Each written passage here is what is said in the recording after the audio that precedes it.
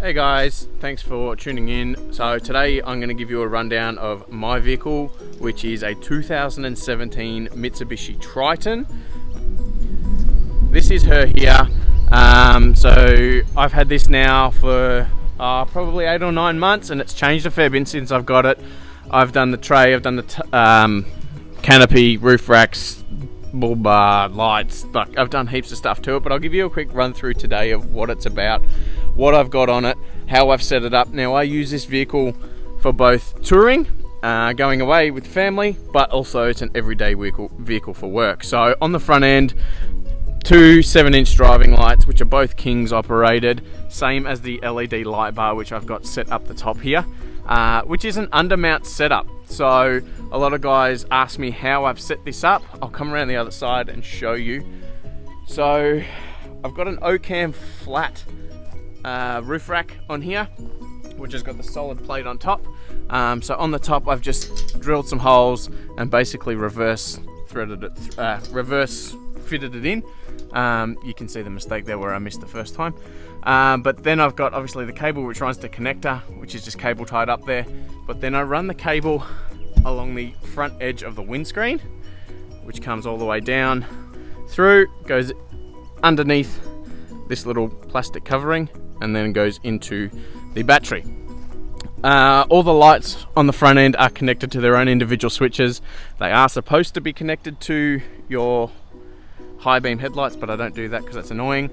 Got some bigger mirrors because I do tow a very narrow little punt boat in there, which I can't see with just the stand-up mirrors. So the next thing that's coming up for this car will probably be a set of extendable clear views, which from everything I've heard is really good. We'll have a look at the inside.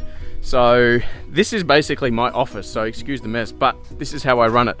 I've got 2 switches down here, which is both for the lights at the front. On the inside, all I've done is I've got some Elana seat covers. So the Elana seat covers I fit myself. They are an absolute pain in the backside to fit. So if you are gonna do it yourself, make sure you allow a good couple of hours. She's a bit dusty, she needs a bit of a clean. Nothing too fancy on the inside, just a phone holder that mounts straight onto the little air vents. On the inside, there's not a great deal that I've done. So it's pretty, the rubber floor mats, which I think are an essential, but it does have vinyl floors. So can hose it out if necessary.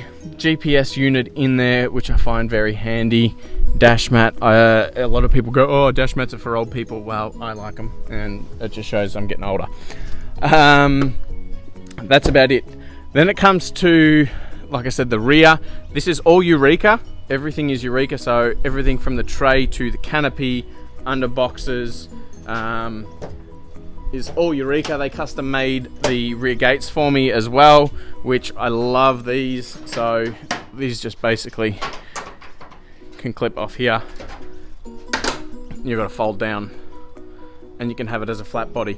Rear ladder rack is super handy for work when I'm carrying timber, ladders, whatever. But underneath, so just in here, you can see it's literally just like a wing nut, which if we can get in there, it undo basically takes the tension off the ladder rack. The ladder rack slides straight out of its holes. On the inside of the canopy, this is a 1200 canopy, which I wanted just so I still had a bit of room at the back. Titan drawers I've set up myself, which I've got at the moment is pretty much all my work gear. Nuts, bolts, clips, drill bits, all your essentials. Which I mounted all this myself, custom made it with the floor. So the floor I only ran at 30mm high, so I still have a small lip. A lot of guys like to run their floors flat, with a flat mount straight to the edge of the canopy. I didn't want that. I wanted the lip there so I can still have things move around. That's just the way that I set it up for my personal preference.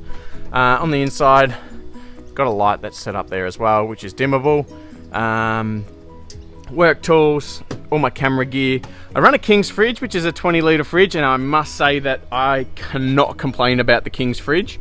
A lot of guys will, carry on about King's being very average quality. I've got a lot of King's gear, and I haven't had an issue with any of it, touch wood, yet. I run the Michelman Power Pack, which I do have a dual battery system in there, but this sits on here for when I take the fridge out and I put it in the boat. I don't have a full 12 volt system or a big enough battery in the little punt at the moment. So the Coolman Power Pack is fantastic. I've had it for a little while now. Used it a few times. Get about 12 to 15 hours running this fridge as a 20 litre. So super happy with that. LED lights, which I find are fantastic. Just your standard tow bar, nothing too fancy there. This side is where I've run the 12 volt system. So like I said, most of my stuff is King's gear. Battery monitor, King's battery box. I've got an Aussie batteries battery in here, which is 140 amp hour. Everything I do, I try to have connected to Anderson plugs. I just find they don't rattle around as much. The only thing that is in a 12 volt socket is just the LED strip up there. $20 fan from Anaconda. Turn that on. Love this. This was probably one of the better things that I did for the canopy. Being a black canopy, it gets super hot inside. So very happy with that.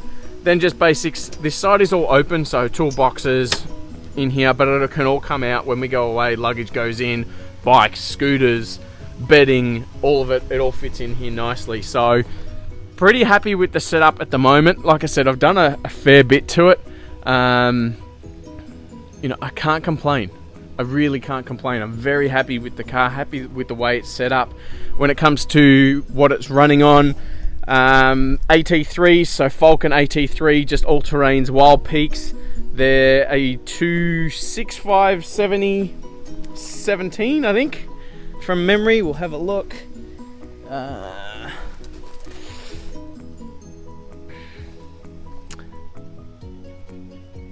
Yeah, 265/65/17. Pretty happy with those. I'm probably going to put a 285 or a 275 on the back, just something that's a little bit bigger, just because I carry so much. I do find with the Tritons, because they've got such a short wheelbase, that with so much overhang, it does slightly sag. Now I have put a 2-inch lift in it. It's got 300 kilo constant rated springs in the back. In the front, I've got Blistons with 2-inch lift and king springs.